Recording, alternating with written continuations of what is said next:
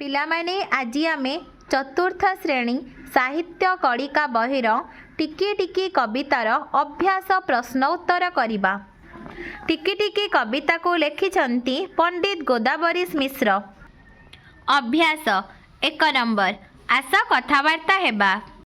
କ ନମ୍ବର ପ୍ରଶ୍ନ, ସମୁଦ୍ର କିପରି ସୃଷ୍ଟି ହୋଇଛି ବୋଲି କବି କହିଛନ୍ତି?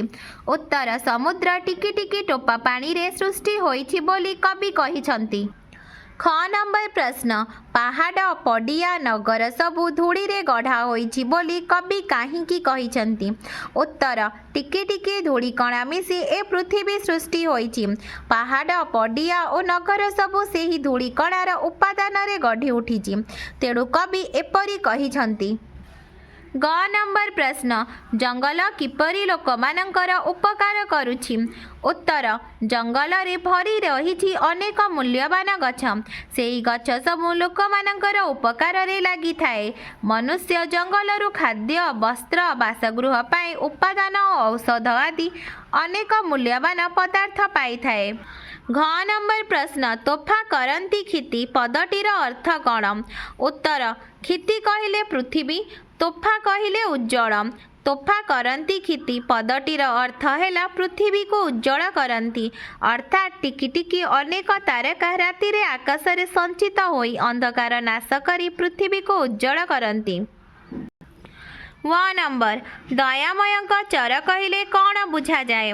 ଉତ୍ତର, ଦୟାମୟଙ୍କ ଚର କହିଲେ ଭଗବାନଙ୍କର ଦୂତକୁ ବୁଝାଏ। ଯେଉଁ ଲୋକ ଅନ୍ୟମାନଙ୍କୁ ଦୟାଭାବ ଦେଖାଏ ସେ ହିଁ କେବଳ ଏ ପୃଥିବୀରେ ଦୟାମୟଙ୍କ ଚର ରୂପେ ପରିଗଣିତ ହୁଏ। ଚ ନମ୍ବର ପ୍ରଶ୍ନ, କ'ଣ କଲେ ଆମର ଜୀବନ ସାର୍ଥକ ହେବ? ଉତ୍ତର, ଜୀବନକାଳ ମଧ୍ୟରେ ଟିକି ଟିକି ମହତ କାର୍ଯ୍ୟ କରି ଅନ୍ୟର ଉପକାର ସାଧନ କରିପାରିଲେ ଆମର ଜୀବନ ସାର୍ଥକ ହେବ। 2 ନମ୍ବର, ଯେମିତି ଟିକି ଟିକି ଧୂଳିକଣା ସେହିପରି ଟିକି ଟିକି ଲଗାଇ ଆଉ କେତୋଟି ପଦ ଲେଖ। ଟିକି ଟିକି ଚଢ଼େଇ, ଟିକି ଟିକି ମାଛ, ଟିକି ଟିକି ତାରା, ଟିକି ଟିକି ପିଲା, ଟିକି ଟିକି ଗଛ। 3 ନମ୍ବର, ତଳେ 4ଟି ଶବ୍ଦ ଲେଖା ହୋଇଛି, ପ୍ରତି ଶବ୍ଦ ତଳେ 2ଟି ଲେଖାଏଁ ଏପରି ଶବ୍ଦ ଲେଖିବା ଯେପରି ତଳକୁ ତଳ ଥିବା ଶବ୍ଦଗୁଡ଼ିକ ଏକା ଭଳି ଶୁଭୁଥିବ, ଯେପରି ସିନ୍ଧୁ ଇନ୍ଦୁ, ଧରା ଖରା ଗରା, ଧନ ବନ ମନ, ନର ସର କର। 4 ନମ୍ବର, ଆସ ତଳ ଶବ୍ଦଗୁଡ଼ିକର ଅର୍ଥ ଅଭିଧାନରୁ ବାହାର କରିବା ଲେଖିବା। ଧରା ପୃଥିବୀ, ତୋଫା ଉଜ୍ଜଳ, ବିନାଶୀ ବିଲୋପକାରୀ, କ୍ଷିତି ପୃଥିବୀ, ସୁଗତି ଭଲଗତି, ମର୍ତ୍ତ୍ୟ ପୃଥିବୀ। 5 ନମ୍ବର, କବିତାର କିଛି ଅଂଶ ଛାଡ଼ି ଦିଆଯାଇଛି, ଆସ ସେହି ଅଂଶକୁ ମନେ ପକାଇ ଶୂନ୍ୟସ୍ଥାନ ପୂରଣ କରିବା।